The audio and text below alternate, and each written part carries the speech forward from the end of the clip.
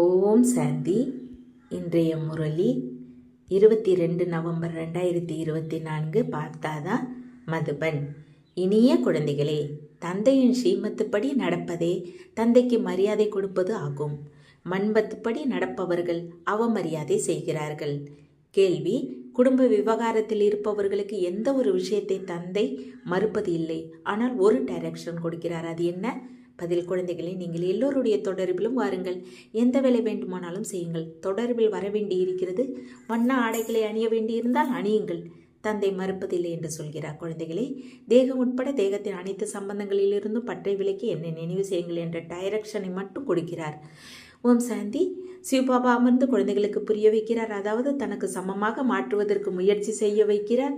நான் எப்படி ஞானக்கடலாக இருக்கின்றனோ அப்படி குழந்தைகளும் ஆக வேண்டும். எல்லோரும் ஒரே மாதிரி ஆக மாட்டீர்கள் என்பது இனிய குழந்தைகளுக்கு தெரியும். ஒவ்வொருவரும் அவரவர் முயற்சி செய்ய வேண்டியதாக இருக்கிறது.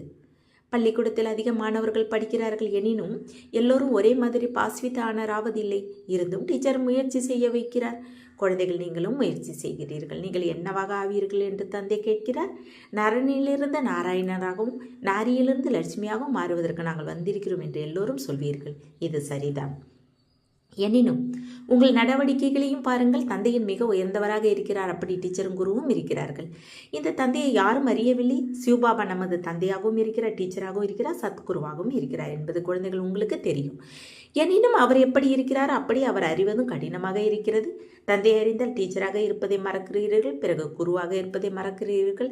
குழந்தைகள் தந்தைக்கு மரியாதை கொடுக்க வேண்டி இருக்கிறது. மரியாதை என்று எதற்கு சொல்லப்படுகிறது? தந்தை எதை கற்பிக்கிறாரோ அதை நல்லபடியாக படித்தால் நீங்கள் அவருக்கு மரியாதை கொடுக்கிறீர்கள். தந்தை மிக இனியவராக இருக்கிறார். மனதில் மகிழ்ச்சியின் அளவு அதிகமாக இருக்க வேண்டும். கபாலம் திறக்கும் அளவு மகிழ்ச்சி இருக்க வேண்டும். நம்மிடம் அப்படிப்பட்ட மகிழ்ச்சி இருக்கிறதா என்று ஒவ்வொருவரும் தன்னை கேளுங்கள். படிப்பில் பெரிய வித்தியாசம் இருக்கிறது. அந்த பள்ளிக்கூடத்தில் எவ்வளவு வித்தியாசம் இருக்கிறது? அங்கே சாதாரண ஆசிரியர் பாடம் கற்பிக்கிறார், இங்கே இருப்பவர் அசாதாரணமானவர். இப்படி வேறு எந்த டீச்சரும் இருப்பதில்லை. நிராகார தந்தை டீச்சராகவும் ஆகிறார் என்பது யாருக்கும் தெரியாது. ஸ்ரீ கிருஷ்ணர் பெயரை கொடுத்திருக்கிறார்கள் எனினும் அவர் எப்படி அப்பா ஆக முடியும் என்பது அவர்களுக்கு தெரிவதில்லை. ஸ்ரீ கிருஷ்ணரோ தேவராக இருக்கிறார். அப்படி கிருஷ்ணர் என்ற பெயரும் பலருக்கு இருக்கிறது. எனினும் கிருஷ்ணர் என்று சொன்ன உடனேயே ஸ்ரீ கிருஷ்ணர் முன்னால் வந்து விடுவார். அவரோ தேகதாரி. இந்த சரீரம் அவருடையது கிடையாது என்பது உங்களுக்கு தெரியும். நான் கடனுக்கு பெற்றிருக்கிறேன் என்று தானே சொல்கிறார். இவர் முன்னரும் மனிதராக இருந்தார், இப்போதும் மனிதராக இருக்கிறார். இவர் பகவான் அல்ல. அப்படி ஒரே ஒரு நிராகாரராக இருக்கிறார். இப்போது குழந்தைகள் உங்களுக்கு எவ்வளவு ரகசியங்களை புரிய வைக்கிறார். எனினும் கடைசியாக தந்தை என்று புரிந்து கொள்ள வேண்டும், டீச்சர் என்று புரிந்து கொள்ள வேண்டும். அது இப்போது நடக்க முடியாது. அடிக்கடி மறக்கிறீர்கள். தேகதாரியின் பக்கம் புத்தி போகிறது. அப்பா டீச்சர் சத்குருவே ஃபைனல் என்ற நிச்சயம் இப்போது புத்தியில் இல்லை. இப்போது மறக்கிறீர்கள். மாணவர்கள் எப்போதாவது டீச்சரை மறப்பார்களா என்ன? ஹாஸ்டலில் இருப்பவர்கள் ஒருபோதும் மறப்பது இல்லை. எந்த மாணவர்கள் ஹாஸ்டலில் இருப்பார்களோ அவர்களுக்கு உறுதியாக நம்பிக்கை இருக்கும். இங்கே அந்த நம்பிக்கையும் உறுதியாக இல்லை. நம்பர்வார் முயற்சிக்கு தக்கபடி ஹாஸ்டலில் அமர்ந்திருக்கிறார்கள். அப்போது நிச்சயமானவர்களாக இருக்கிறீர்கள். எனினும் இந்த நம்பிக்கை உறுதியாக இல்லை. எல்லோரும் அவரவர் முயற்சிக்கு தக்கபடி பதவி பெறுகிறீர்கள் என்பது அறிந்திருக்கிறீர்கள். அந்த படிப்பில் ஒருவர் பாரிஸ்டர் ஆகிறார், ஒருவர் இன்ஜினியர், ஒருவர் டாக்டர். இங்கேயும் நீங்கள் உலகின் எஜமானர்களாக மாறிக்கொண்டிருக்கிறீர்கள். அப்படிப்பட்ட மாணவரின் புத்தி எப்படி இருக்க வேண்டும்? நடத்தை, பேச்சு, செயல் எல்லாம் எவ்வளவு நன்றாக இருக்க வேண்டும். குழந்தைகளே, நீங்கள் ஒருபோதும் அழக்கூடாது என்று தந்தை புரிய வைக்கிறார். நீங்கள் உலகின் எஜமானர்களாகி ஐயோ என்று அழக்கூடாது. ஐயோ என்று அலறுவது மிகப்பெரிய அழுகையாக இருக்கிறது. யார் அழுவார்களோ அவர்கள் இழப்பார்கள் என்று தந்தை சொல்கிறார். உலகின் மிக உயர்ந்த அரச பாக்கியத்தை இழந்து அமர்ந்திருக்கிறார்கள். நரனிலிருந்து நாராயணராக மாற வந்திருக்கேன் என்று சொல்கிறார்கள். எனினும் அந்த நடத்தை எங்கே இருக்கிறது? நம்பர்வார் முயற்சிக்கு தக்கபடி எல்லோரும் முயற்சி செய்து கொண்டிருக்கிறார். ஒருவர் நன்றாக பாஸ் ஆகி ஸ்காலர்ஷிப் பெறுகிறார், ஒருவர் ஃபெயில் ஆகிறார். நம்பர்வாராகவே இருக்கிறார்கள். உங்களிலும் சிலர் படிக்கிறார்கள், சிலர் படிப்பதே இல்லை. அப்படி கிராமத்தில் இருப்பவர்களுக்கு படிக்க பிடிப்பதில்லை. புல்வெட்ட சொன்னால் சந்தோஷமாக போவார்கள். அதை சுதந்திர வாழ்வு என்று நினைக்கிறார்கள். படிப்பை பத்திரமாக நினைக்கிறார்கள். அப்படியும் பலர் இருக்கிறார்கள். செல்வந்தர்களை ஜமீன்தார்களும் குறைந்தவர்கள் கிடையாது. தன்னை சுதந்திரமானவர் என்று அதிக மகிழ்ச்சியோடு நினைக்கிறார்கள். வேலை என்ற பெயர் இல்லை தானே. அலுவலகம் போன்றவற்றில் மனிதர்கள் வேலை செய்கிறார்கள். உங்களை உலகின் எஜமானர்களாக மாற்றுவதற்கு இப்போது குழந்தைகள் உங்களுக்கு தந்தை பாடம் கற்பிக்கிறார். வேலைக்கு போவதற்காக பாடம் கற்பிப்பது இல்லை. நீங்கள் இந்த படிப்பால் உலகின் எஜமானர்களாக மாறப்போகிறீர்கள். இது மிக உயர்ந்த படிப்பு. நீங்கள் உலகின் எஜமானர்களாக முற்றிலும் சுதந்திரமானவர்கள் ஆகிறீர்கள். விஷயம் எவ்வளோ எளிதாக இருக்கிறது. ஒரே ஒரு படிப்பில் நீங்கள் இவ்வளவு உயர்ந்த மகாராஜா மகாராணி ஆகிறீர்கள். அதுவும் பவித்திர ராஜாக்கள் ஆகிறீர்கள். எந்த தர்மத்தை சேர்ந்தவராக இருந்தாலும் வந்து படிக்கலாம் என்று நீங்கள் சொல்கிறீர்கள். இந்த படிப்பு மிக உயர்ந்தது என்று புரிந்து கொள்வார்கள். உலகின் எஜமானர்கள் ஆகிறீர்கள். இங்கே தந்தை பாடம் கற்பிக்கிறார். உங்கள் புத்தி இப்போது எவ்வளவு விசாலமாக மாறியிருக்கிறது. எல்லைக்கு உட்பட்ட புத்தியிலிருந்து எல்லையற்ற புத்தி உடையவர்களாக நம்பர்வார் முயற்சிக்கு தக்கபடி ஆகியிருக்கிறீர்கள். நாம் எல்லோரும் பிறரை உலகின் எஜமானர்களாக மாற்ற வேண்டும் என்ற மகிழ்ச்சி உங்களுக்கு எவ்வளவு இருக்கிறது. உண்மையில் வேலை போன்றவை அங்கும் இருக்கும். தாசிகள் பணியாட்கள் போன்றவை தேவைதானே. படித்தவரின் சுமையை படிக்காதவர் தூக்க வேண்டும். எனவே நன்றாக படித்தால் நீங்கள் இப்படி ஆவீர்கள் என்று தந்தை சொல்கிறார். நாம் இப்படி ஆவோம் என்று சொல்லவும் செய்கிறீர்கள். எனினும் படிக்கவில்லை என்றால் என்ன ஆவீர்கள். படிக்கவில்லை என்றால் தந்தை அவ்வளவு மரியாதையோடு நினைவு செய்வதில்லை. எந்த அளவு நீங்கள் நினைவு செய்வீர்களோ அந்த அளவு உங்கள் விக்கிரமங்கள் விநாசமாக என்று தந்தை சொல்கிறார். பாபா, நீங்கள் எப்படி நடத்துவீர்களோ அப்படியே நாங்கள் நடப்போம் என்று குழந்தைகள் சொல்கிறீர்கள். தந்தையும் இவர் மூலமாகவே அறிவுரை கொடுப்பார். எனினும் இவரது அறிவுரையும் பெறுவதில்லை. பிறகு பழைய அழுகிய மனித வழியிலேயே நடக்கிறார்கள். சிவபாபா இந்த ரதத்தின் மூலமாக அறிவுரை கொடுப்பதை பார்க்கிறார்கள். இருந்தும் தன் மன வழியிலேயே நடக்கிறார்கள். அதை அற்ப பைசாவின் சோழி போன்ற வழி என்று சொல்லலாம். அதன்படி நடக்கிறார்கள். ராவண வழியில் நடந்து நடந்து இந்த நேரம் சோழி போல ஆகியிருக்கிறார்கள். இப்போது ராமர் சிவபாபா அறிவுரை கொடுக்கிறார். நம்பிக்கையில் தான் வெற்றி இருக்கிறது. இதில் ஒருபோதும் நஷ்டம் ஏற்படாது. நஷ்டத்தையும் லாபமாக பாபா மாற்றி விடுவார். எனினும் நம்பிக்கை புத்தி உடையவர்களுக்கு அப்படி செய்வர்.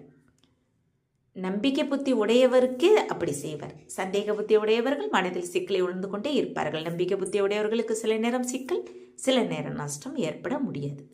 ஸ்ரீமத்துப்படி நடந்தால் ஒருபோதும் தீமை ஏற்பட முடியாது என்று தந்தை தானே கேரண்டி கொடுக்கின்றார். மனித வழி தேகதாரியின் வழி என்று சொல்லப்படுகிறது.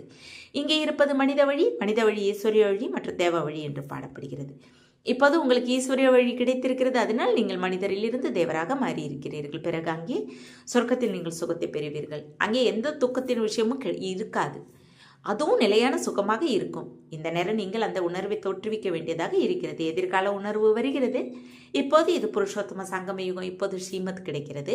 நான் ஒவ்வொரு கல்பமும் கல்பங்களின் சங்கம யுகத்தில் வருகிறேன் என்று தந்தை சொல்கிறார். அவரை நீங்கள் அறிவீர்கள். அவரது வழியில் நீங்கள் நடக்கிறீர்கள். குழந்தைகளே, நீங்கள் குடும்ப வாழ்வில் நன்றாக இருங்கள். நீங்கள் ஆடைகளை மாற்றுங்கள் என்று யார் சொன்னார் என்று தந்தை கேட்கிறார். நீங்கள் எதை வேண்டுமானாலும் அணிந்து கொள்ளுங்கள். பலரது கனெக்ஷனில் வர வேண்டியிருக்கிறது. வண்ண உடைகளை அணிவதற்கு எந்த தடையும் இல்லை. எந்த உடை வேண்டுமானாலும் அணிங்க. அதற்கு எந்த சம்பந்தமும் இல்லை. தேகம் உட்பட தேகத்தை அனைத்து சம்பந்தங்களை விட்டு விடுங்கள் என்று தந்தை சொல்கிறார்.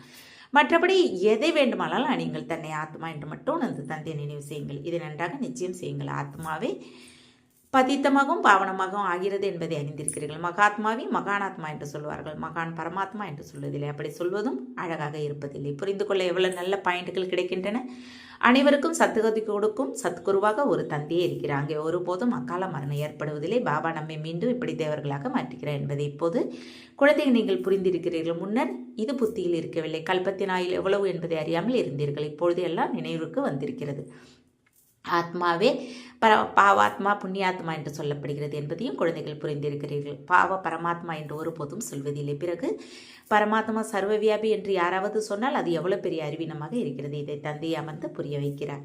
5000 வருடங்களுக்கு பிறகு பாவாத்மாக்களை புண்ணியாத்மாக்களாக தந்தையை மாற்றுகிறார் என்பது இப்போது உங்களுக்கு தெரியும். ஒருவரை மட்டுமல்ல, எல்லா குழந்தைகளையும் மாற்றுகிறார். குழந்தைகள் உங்களை மாற்றுபவராக எல்லையற்ற தந்தை நானே இருக்கிறேன் என்று தந்தை சொல்கிறார். குழந்தைகளுக்கு நிச்சயம் எல்லையற்ற சுகத்தை கொடுப்பேன். பவித்திர ஆத்மாக்கள் சத்தியுகத்தில் இருக்கின்றன. ராவணன் மீது வெற்றி பெறுவதிலேயே நீங்கள் புண்ணிய ஆத்மாக்களாக ஆகிறீர்கள். மாயா எவ்வளவு தடைகளை ஏற்படுத்துகிறது என்பதை நீங்கள் உணர்கிறீர்கள். முற்றாக மூக்கை பிடித்து திணற வைக்கிறது. மாயாவோடு எப்படி யுத்தம் நடக்கிறது என்பதை நீங்கள் புரிந்திருக்கிறீர்கள். அவர்கள் பிறகு கௌரவர்கள் மற்றும் பாண்டவர்களின் யுத்தம் சேனை போன்ற என்னென்ன விஷயங்களை உட்கார்ந்து காட்டுகிறார்கள்.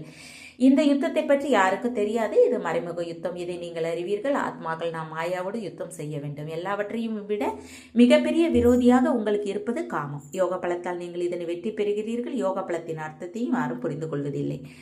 யார் சதப்பிரதானமாக இருந்தார்களோ அவர்களே தமோ பிரதானமாக மாறி இருக்கிறார்கள். பல பிறவிகளின் கடைசியில் நான் இவருக்குள் பிரவேசம் செய்கிறேன் என்று தந்தை தானே சொல்கிறார். அவரே தமோ பிரதானமாக மாறியிருக்கிறார். தத்துவம் தந்தை ஒருவருக்கு மட்டும் சொல்ல மாட்டார். நம்பர்வார் எல்லோருக்கும் சொல்கிறார். யார் யார் நம்பர்வார் இருக்கிறார்கள் என்பது இங்கே உங்களுக்கு தெரிந்திருக்கிறது. போக போக உங்களுக்கு இன்னும் அதிகமாக தெரியும். உங்களை மாலையின் காட்சி காட்டுவார். பள்ளிக்கூடத்தில் எப்போது டிரான்ஸ்பர் ஆவார்களோ அப்போது எல்லாம் தெரிந்து விடுகின்றன. ரிசல்ட் எல்லாம் வெளியாகின்றன. உங்கள் தேர்வின் பேப்பர் எங்கிருந்து வருகிறது என்று பாபா பெண் குழந்தைகளிடம் கேட்டால் லண்டனில் இருந்து வருகிறது என்று சொன்னார். இப்போது உங்கள் பேப்பர் எங்கிருந்து வரும்? மேலிருந்து. உங்கள் பேப்பர் மேலிருந்து வரும். எல்லாம் காட்சியாக காட்டப்படும். எவ்வளவு அதிசய படிப்பாக இருக்கிறது. யார் கற்பிக்கிறார் என்பது யாருக்கும் தெரியாது. ஸ்ரீ கிருஷ்ணர் பகவான் வாக்கு என்று சொல்கிறார்கள். படிப்பில் எல்லோரும் நம்பர்வார் இருக்கிறார்கள். அப்படி மகிழ்ச்சியும் நம்பர்வார் இருக்கும். அது இந்திரிய சுகத்தை பற்றி கோபியரிடம் கேளுங்கள் என்ற பாடல் கடைசி நேர விஷயமாக இருக்கிறது என்று தந்தை புரிய வைக்கிறார். இந்த குழந்தை ஒருபோதும் விழமாட்டார் என்பது தந்தைக்கு தெரியும். இருந்தும் என்ன நடக்கிறது என்பது தெரிவது இல்லை. படிப்பை படிப்பதே இல்லை, தலையெழுத்தில் இல்லை. சென்று உனது வீட்டை அந்த உலகில் உருவாக்கு என்று அவருக்கு கொஞ்சம் சொன்னாலும் உடனே சென்று விடுவார். எங்கிருந்து வந்து எங்கே போகிறார்கள்? அவரது நடத்தை, பேச்சு, செயல் எல்லாம் அப்படியே இருக்கும். எனக்கு ஒருவேளை இவ்வளவு கிடைத்தால் நான் சென்று தனியாக இருப்பேன் என்று நினைக்கிறார். நடத்தையிலிருந்து புரிந்து கொள்ளலாம் இதற்கு அர்த்தம் என்னவென்றால் நம்பிக்கை இல்லை. கட்டாயத்தின் பேரில் அமர்ந்திருக்கிறார். பலர் அப்படி இருக்கிறார்கள். அவர்களுக்கு ஞானத்தின் முதலெழுத்து தெரியாது. ஒருபோதும் மனதில் அமர்வதில்லை. மாயா படிக்க விடுவதில்லை. அப்படி எல்லா சென்டர்களிலும் இருக்கிறார்கள். ஒருபோதும் படிப்பதற்கு வருவதே இல்லை. அதிசயமாக இருக்கிறது. எவ்வளவு உயர்ந்த ஞானம்! பகவான் பாடம் கற்பிக்கிறார். இந்த வேலையை செய்யாதே என்று பாபா சொன்னால் கேட்பதே இல்லை. நிச்சயம் தலைகீழ் வேலையை செய்து காட்டுக்குவார்கள். ராஜஸ்தானில் ஸ்தாபனை ஆகி கொண்டிருக்கிறது. அதில் எல்லா விதங்களிலும் தேவைப்படுகிறார்கள். மேலிருந்து ஆரம்பித்து கடைசி வரை எல்லாம் ஆகிறார்கள். பதவியில் வித்தியாசம் இருக்கிறது. இங்கும் நம்பர்வார் பதவி இருக்கிறது. வித்தியாசம் என்ன இருக்கிறது? அங்கே ஆயுள் நீளமாக சுகமாக இருக்கும். இங்கே ஆயுள் சிறியதாக துக்கமாக இருக்கிறது. குழந்தைகளின் புத்தியில் இந்த அதிசய விஷயங்கள் இருக்கின்றன. இந்த நாடகம் எப்படி உருவாக்கப்பட்டிருக்கிறது. பிறகு ஒவ்வொரு கல்பமும் நான் அதே பாகத்தை நடிப்போம். ஒவ்வொரு கல்பமும் நடித்து கொண்டே இருப்போம். இவ்வளவு சிறிய ஆத்மாவில் எவ்வளவு பாகம் பதியப்பட்டு இருக்கிறது. அதே தோற்றம், அதே செயல். இப்படி இந்த சிருஷ்டி சக்கரம் சுற்றி கொண்டே இருக்கிறது. முன்னரே நிச்சயிக்கப்பட்டது நடந்து கொண்டே இருக்கிறது. இந்த சக்கரம் பிறகு ரீபீட் ஆகும். சதோ பிரதானம், சதோ ரஜோ தம்மோவில் வருவீர்கள். இதில் குழப்பமடைவதற்கான விஷயமே இல்லை. நல்லது. தன்னை ஆத்மா என்று உணர்கிறீர்களா? ஆத்மாவின் தந்தை சிவபாபா என்பதை புரிந்திருக்கிறீர்கள். யார் சதோ பிரதானமாக மாறுவீர்களோ அவர்களே பிறகு தம்மோ பிரதானமாக மாறுவார்கள். பிறகு தந்தையை நினைவு செய்தால் சதோ பிரதானமாக மாறுவீர்கள். இது நல்லது தானே? நல்லது. இதுவரை நிற்க வேண்டும். எல்லையற்ற தந்தை இந்த சொர்க்கத்தின் ஆஸ்தியை கொடுக்கிறார். அவரே பதித்த பாவனர் என்று சொல்லுங்கள். தந்தை ஞானத்தை கொடுக்கிறார். இதில் சாஸ்திரங்கள் போன்றவற்றின் விஷயமே கிடையாது. ஆரம்பத்தில் சாஸ்திரங்கள் எங்கிருந்து வரும்? எப்போது அதிகமாக இருக்கிறார்களோ அப்போது பிற்காலத்தில் சாஸ்திரங்களை உருவாக்குகிறார்கள். சத்தியுகத்தில் சாஸ்திரங்கள் இருப்பதே இல்லை. பரம்பரையாக எந்த பொருளும் இருப்பதில்லை. பெயர், உருவம் எல்லாம் மாறிவிடும். நல்லது. இனிமேல் இனிமையான கனவுல போய் கண்டெடுக்கப்பட்ட செல்ல குழந்தைகளுக்கு தாய் தந்தை பாப்தாதாவை அன்பு நினைவுகள் மற்றும் காலை வணக்கம். ஆன்மீக குழந்தைகளுக்கு ஆன்மீக தந்தை நமஸ்தே. ஆன்மீக தந்தைக்கு ஆன்மீக குழந்தைகள் அன்பு நினைவுகள் மற்றும் நமஸ்தே. தாரணைக்கான நம்பிக்கை சார். 1, ஒருபோதும் ஐயோ என்று கத்தக்கூடாது. நாம் உலகின் எஜமானர்களாக மாறக்கூடியவர்கள் என்பது புத்தியில் இருக்க வேண்டும். நமது நடத்தை, பேச்சு எல்லாம் மிக நன்றாக இருக்க வேண்டும். ஒருபோதும் அழக்கூடாது. 2, நிச்சய புத்தி உடையவராகி ஒரு தந்தை வழியில் நடந்து கொண்டே இருக்க வேண்டும். ஒருபோதும் குழப்பமடைவோ திணறவோ கூடாது. நம்பிக்கையில் தான் வெற்றி இருக்கிறது. எனவே தனது அற்ப பைசாவின் வழியில் நடக்கக்கூடாது. வரதானம். எந்த பிரச்சனைக்கும் முற்றுப்புள்ளி வைத்து தன்னை மாற்றிக்கொள்ளும் அனைவரது ஆசீர்வாதங்களுக்கு பாத்திரமானவர ஆகுக. எப்போது புள்ளி சொரூப பாபா மற்றும் புள்ளி சொரூப ஆத்மா இரண்டும் நினைவில் இருக்குமோ, கட்டுப்படுத்த சக்தி இருக்குமோ, அப்போது எந்த ஒரு பிரச்சனைக்கும் முற்றுப்புள்ளி வைக்க முடியும். எந்த குழந்தை எந்த ஒரு பிரச்சனையிலும் தன்னை முற்றுப்புள்ளி வைப்பதற்கு தன்னை முதலில் ஆஃபர் செய்யும் பொழுது அவர் ஆசீர்வாதங்களுக்கு பாத்திரமாகிறார். அவர் தனக்கு தானே ஆசீர்வாதம் செய்கிறார். அதாவது அவருக்கு மகிழ்ச்சி கிடைக்கிறது. தந்தையிடமிருந்து பிராமணர் குழந்தைகளிடம் இருந்தும் ஆசீர்வாதங்கள் கிடைக்கின்றன. ஸ்லோகன். எந்த எண்ணத்தை எழுப்புகிறீர்களோ அதற்கு இடையிடையே உறுதியின் முத்திரை பதித்தால் வெற்றி பெற்று விடுவீர்கள். ஓம் சாந்தி. தேங்க்ஸ் பாபா.